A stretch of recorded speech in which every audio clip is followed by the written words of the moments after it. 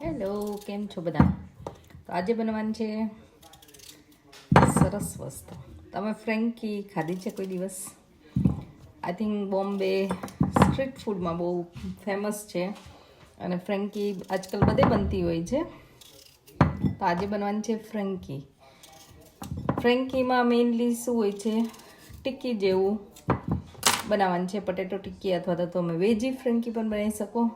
અને એની સાથે તમે એક સ્પેશિયલ ટાઈપની રોટલી બનાવવાની હોય છે કે રેપ બનાવવાનું છે, જેમાં આપણે રેપ કરીને સલાડ સાથે એ આપણે કરવાનું છે અને એનું એક ડીપ પણ બનાવીશું.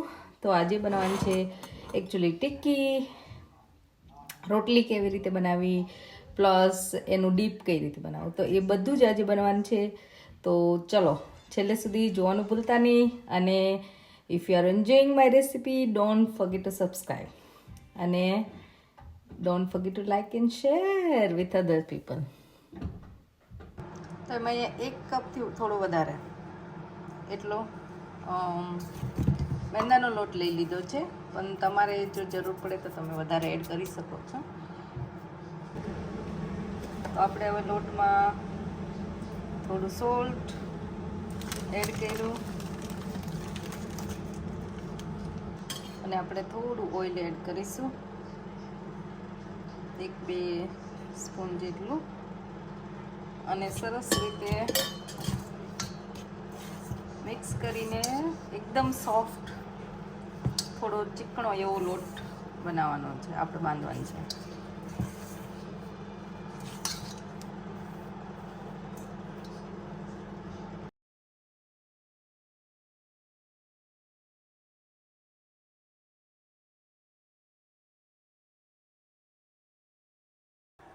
જે આપણે લોટ સરસ રીતે પ્રેસ ટપાઈ ગયું છે. હવે થોડું ઓઇલ નાખીશું અને થોડી વાર એને મસળવાનું છે, કારણ કે એકદમ ઢીલો છે એટલે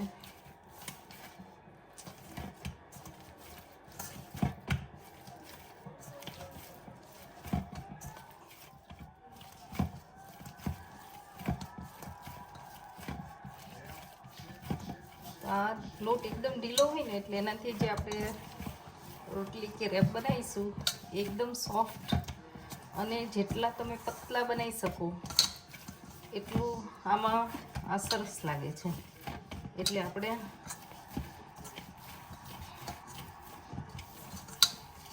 હવે આમાંથી આપણે નાના નાના લુવા બનાવી લઈશું. તમારે જેટલી સાઈઝ જોવે એટલી એક સરખા, અને મોટા બને તો આપણે રેપ સરસ રીતે બનાવી શકીએ.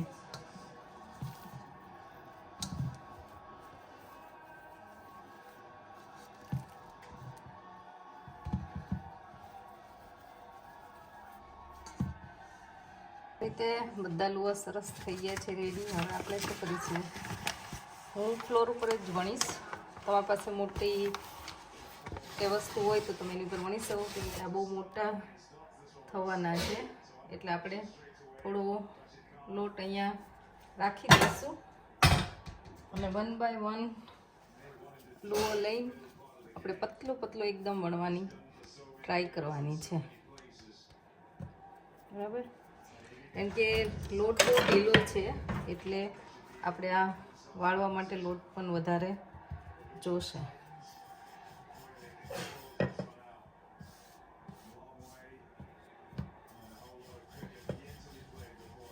તો હું વણીને તમને બતાવું કેટલું પતલું કરવાનું છે.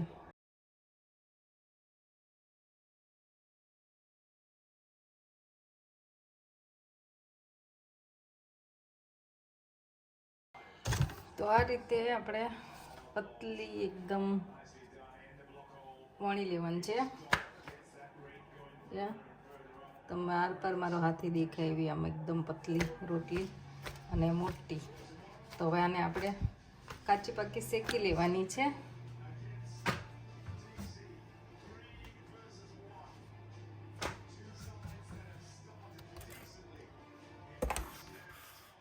ધીમો ગેસ ચાલુ કરીશું અને એકદમ ડિઝાઇન ન પડે એવી શેકવાની છે. એટલે એકદમ સરસ રીતે આપણે ગેસ થોડો ફૂલ રાખીશું, પણ એને ફેરવીશું ફટાફટ.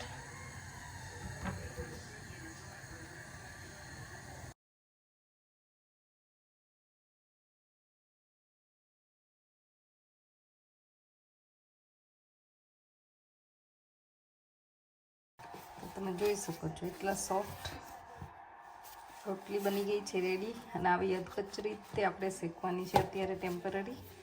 તો આ બધા રેડી થઈ ગયા છે. થોડા મેંદાનો લોટ વણવો થોડો હાર્ડ હોય છે, પાછું આવી જાય સાઈઝમાં આઈ થિંક, પણ બને એટલી મોટી કરવાની ટ્રાય કરવાની છે. તો આ રીતે જો બરાબર, તો આ રીતે આખી સરસ બની ગઈ છે રેડી.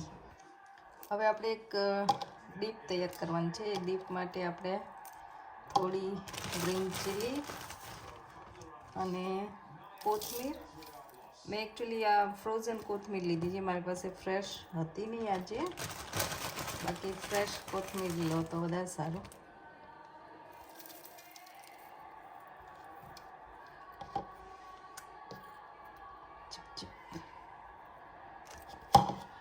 હવે આમાં આપણે થોડું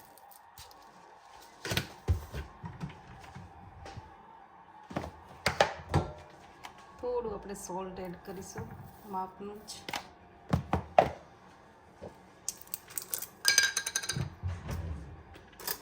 આપણે 1 ચમચી શેઝવાન સોસ કે શેઝવાન ચટણી,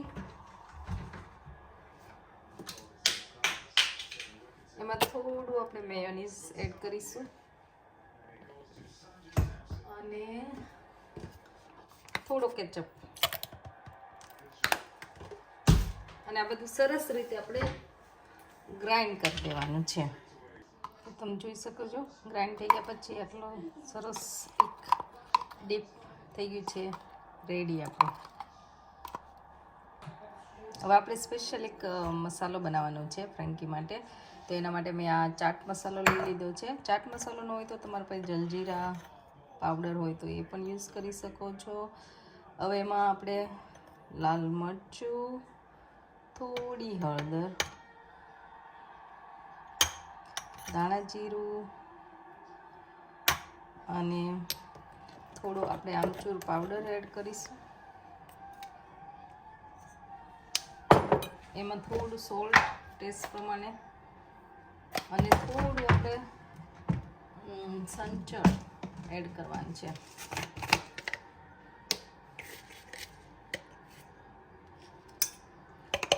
હવે આ બધું સરસ રીતે આપણે મિક્સ કરી લેવાનું.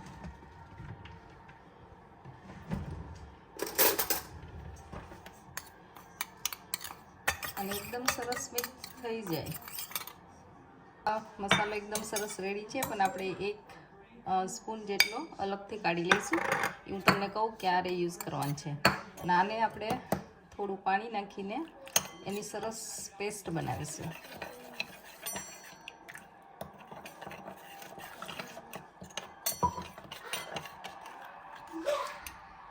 આને આપણે ક્યાં યુઝ કરવાનો એ પણ હું તમને બતાવું છું. આપણે અમુક વેજીટેબલ્સ લેવાના છે, એને તમે પતલા પતલા કાપી લેવાનું છે, અથવા તો તમે એને ગ્રાઇન્ડ પણ કરી શકો, અથવા તો તમારી પાસે એવી છીણી હોય કે પતલા પતલા આવી રીતે સ્લાઈસ કરી દે, એવા કરવાના છે.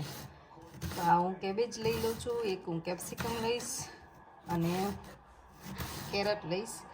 તો એ બધાને આવી રીતે સરસ આપણે પતલા કાપી લઈશું.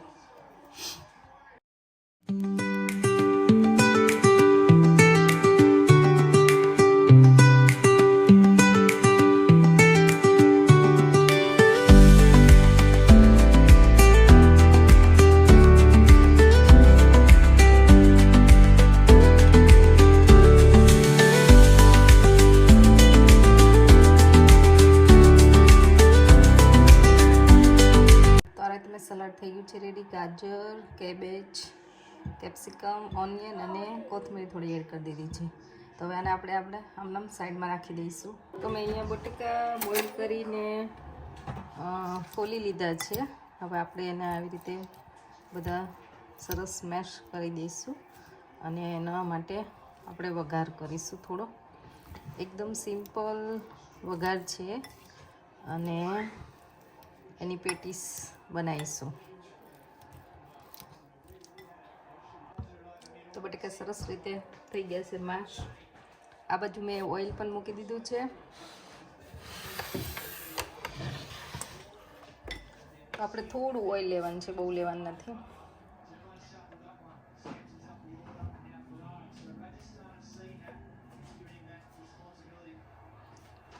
હવે એના વઘાર કરવા માટે આપણે થોડી હિંગ એડ કરીશું. તેલ એકદમ સરસ ગરમ થઈ ગયું છે. જે આપણે પહેલાં જે પેસ્ટ બનાવેલી હતી મસાલાની, એ પેસ્ટ આમાં એડ કરવાની.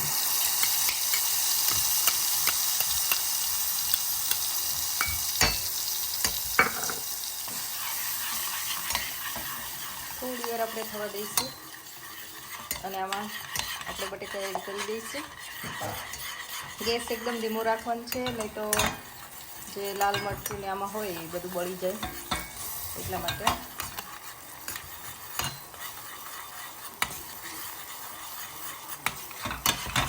એકદમ સરસ તેલ ઉપર આવી ગયું છે. હવે આપણે આ મસાલો આઈધર તમે બટેકામાં એડ કરી શકો અથવા તો બટેકામાં આ મસાલો એડ કરી શકો. તો હું મસાલો બટેકામાં એડ કરીશ.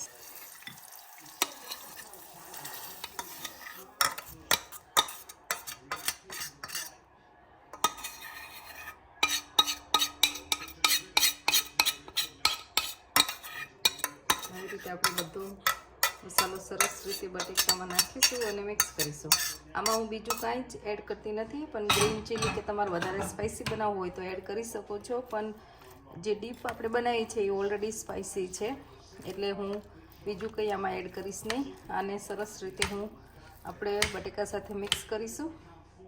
મેં એકચ્યુઅલી થોડા બ્રેડ ક્રમ્સ, આપણે બ્રેડ હોય એને દળીને એડ કર્યા છે, પણ ધીસ ઇઝ ટોટલી ઓપ્શનલ. તમારે નાખો હોય ન નાખો હોય તો પણ ચાલે, કારણ કે આનાથી છે ને સરસ ક્રન્ચી ટિક્કી બને છે, એટલા માટે મેં એડ કર્યા છે. પણ તમારા માટે એકદમ ઓપ્શનલ છે. તમારે એડ ન કરવા હોય તો ટોટલી અવોઇડ કરી શકો છો. તો આપણે બધું મિક્સ કરી લઈએ. તો આવા ટાઈમે તમને કંઈ ઓછું લાગતું હોય તો તમે એડ કરી શકો છો. અને હવે આપણે કોથમીર એડ કરીશું. અને આ મસાલો થઈ ગયો છે સરસ રેડી. હવે આપણે આની માટે આમાંથી થોડી લાંબી લાંબી એવી ટિક્કી બનાવીશું.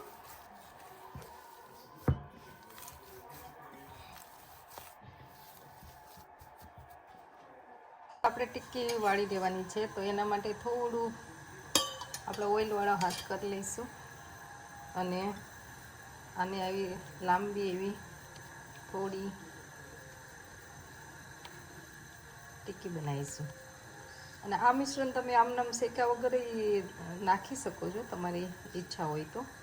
તમારે એવી રીતે ટિક્કી બનાવીને શેકવાની જરૂર નથી, આમનામ જ તમે યુઝ કરી શકો. અને આ સ્ટેપ પણ ઓપ્શનલ જ છે.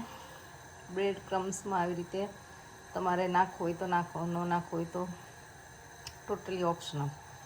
તો આ રીતે હું લઈને હવે મેં તવો અહીંયા ગરમ કરવા મૂકી દીધો છે, એટલે હું થોડું તેલ નાખીશ, ખાલી તવામાં લાગે એટલું જ.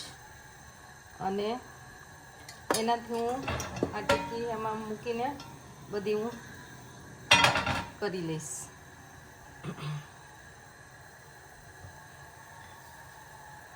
તો આપણે આવી રીતે બધી ટિક્કી બનાવી લઈશું અને હું તમને બતાવું એકચ્યુઅલી કે કઈ રીતે શેકવાની છે. અને ગેસ એકદમ આપણે ધીમો રાખીશું.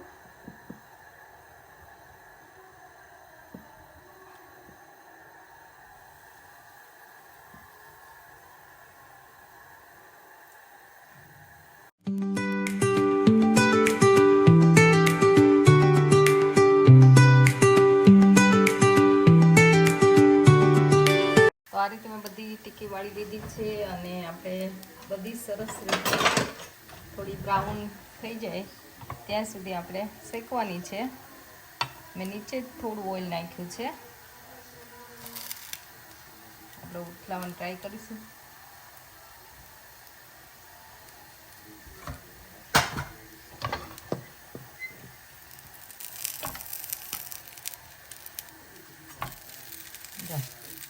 બ્રાઉન થવા માંડી છે આવી રીતે. તો આવી રીતે બધી આપણે ફેરવી લઈશું.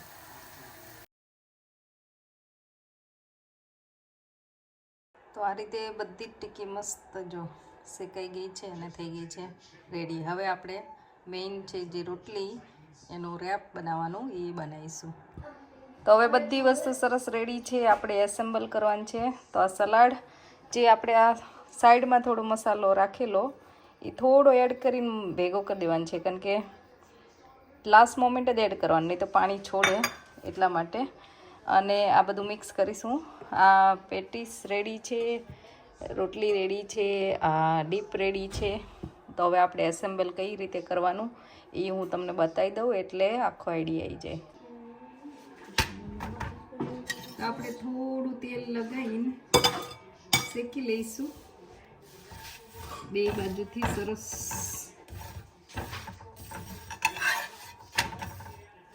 પણ સોફ્ટ જ રહેવી જોઈએ, એકદમ કડક ના થવી જોઈએ.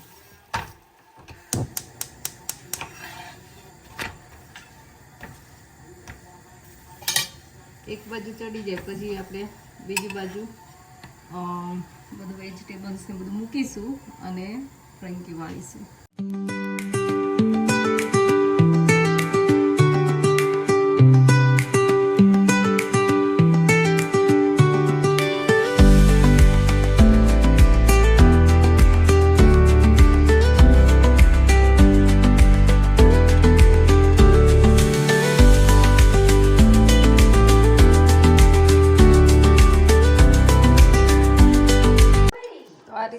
ફ્રેન્કી સરસ થઈ ગઈ છે રેડી.